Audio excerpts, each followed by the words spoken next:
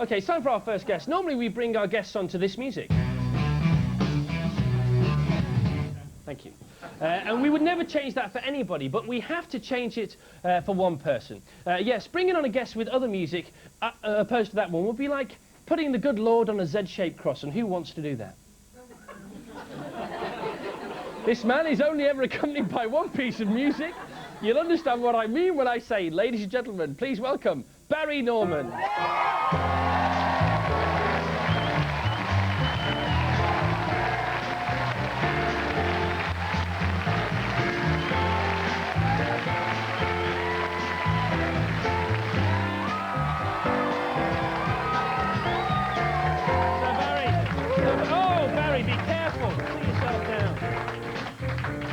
Barry, welcome to the show. You've got to get that carpet repaired. I'm sorry, you're the first person ever to trip over that, and probably well, the oldest. Bigger every week. Oh, it's quite well, the oldest piece of carpet ever. It is very old, the carpet. I'm sorry, I do apologise.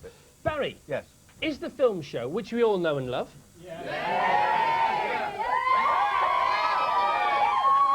Shall I say, was the film show your idea in the first place? No, it wasn't. No. I was the third person to present it, but in the old days, it was shown only in London and the South East, and they were trying to find new people for television, so they rotated the presenter every 6 weeks, and I was the third one. And why didn't they rotate you after 6 weeks? Well, they did. And then they rotated lots of other people, and then about a year later, they came along and said, do you want to do it full-time? And I thought, nice day job? Yeah, do it. And did you think that you'd be here because this is the 25th year that he's been presenting film? 96, 92, 87, whatever you want to call it. Did you think you'd still be here? Oh, God, no. No, nobody thought it was going to last, you know. But it has done it, and you know why it's lasted? It's lasted because of you, Barry Norman. Oh. Because you're home of viewers, yeah. And I understand why you say people wouldn't think it was going to last, because we got a copy of the first show. Oh, my God. Good evening. Tonight, Joseph Lothar does the assassination of Trotsky. Michael Caine teams up with Mickey Rooney in Pulp. We take a look at Shirley MacLaine in the possession of Joel Delaney, and we'll be looking at the work of the British Film Institute Production Board. See?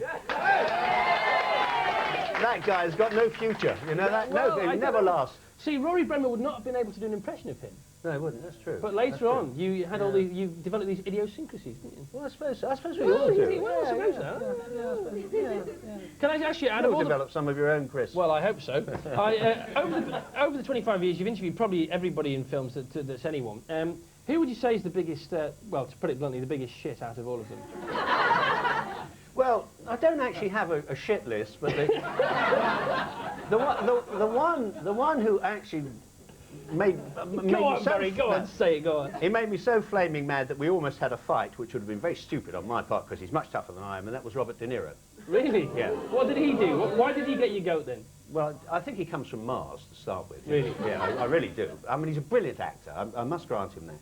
But we had this interview, and it was totally absurd. He kept us waiting for an hour at the Savoy Hotel in London. And I said, why the delay? And they said, well, he's waiting for his shirt to come back from the laundry. Right. Now, if someone had said to me, how many shirts do you think Robert De Niro's got? I'd have said more than one. Right. But he turned up in this grotty shirt. It was a sort of Hawaiian beach shirt, a really awful thing. And then he wasn't interested. I mean, he had asked for the interview or through the film company. I know the feeling. This week, the very same thing happened to me. Yeah. I know it's happening to you now, isn't it? No, yeah. No, and he just sat there, and if I were De Niro and you were me, you'd ask a question, and he'd direct the answer over there or over there. You know, as you can see, this doesn't really work, does it, Chris? Not really, no, not at all, Barry. Did you show him that you were perturbed, or were you polite and professional and you didn't let him know that you were angry about this?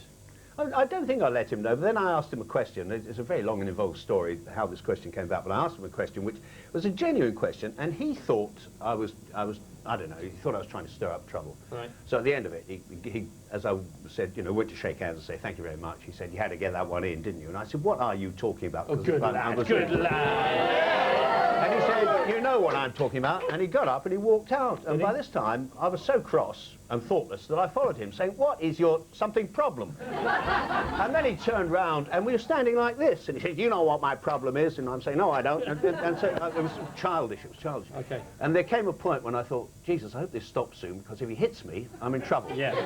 But it would have been cool. It would have been cool. Could you tell us out of the, because you've said you don't like him, but he can act. Could you tell us 3 big stars who are millions of pounds, who are out of control, who you think can't act?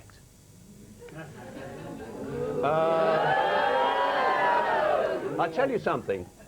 Those two fellas we saw in the pre-credit sequence are sitting in the cinema. They're both better actors than Arnold Schwarzenegger. All right. Okay, I know you particularly don't like him because you've told me that before. Do you think the film industry's out of control? Because there's all this stuff that the government are saying this week that the sex and the violence leads to kids growing up and doing more sex and more violence they shouldn't do, and they're going to curb the industry. Do you agree with that? I know Michael Winner was on TV this week and he certainly didn't agree with it. Well, I always get worried when politicians leap on that particular bandwagon, because when they start saying, good Lord, this is violent, criminal society, and it's all the fault of television, it's all the fault of the movies. What they're trying to do is to find a scapegoat. I mean, it isn't the fault of television, it isn't the fault of the movies. I think that films reflect society. I don't think they form society. And what the government and what politicians are doing when they're trying to focus all our anger on films and TV is trying to make us forget that this is a violent and crime-ridden society, because there is poverty, because there is homelessness, and because there is unemployment. And you know, we should never be fooled when politicians start doing righteous things like that. I knew you'd give a great answer to that question. I knew that. I said we've got to ask him this one, he's going to give a good answer. Right, now, I think, you know, one of the things, I mean, obviously, you're a fantastic film critic, and to hold an audience just sat in that chair like you do every week, I think is fantastic, and you've been doing it for so long, and I hope you're on forever. But one of the reasons you're so good at holding the eye line is because you can read autocue like nobody else, because you never know, but Barry reads his whole show, and you never know he's reading it. And so, if you don't mind, would you take us into the next break, please, Barry, with some... We've never had an autocue machine in the studio before. Normally they give me these boards, which I don't deal very well with, so they don't invest in autocue machines for me. But this is the next link. Can you just... And watch, his eyes will not move, and this is why Barry Norman's the best in the business. Off you go. This is some kind of audition, Chris, is well, it? no, I don't think you need it, but if you like. All right, well, if a terpsichorean titillation, and titillation, by the way, is spelt incorrectly, is the part you seek... And let's face it, I enjoy a good excuse me as much as the next man, then let me briefly list, or indeed run by you, the upcoming schedule, time allowing.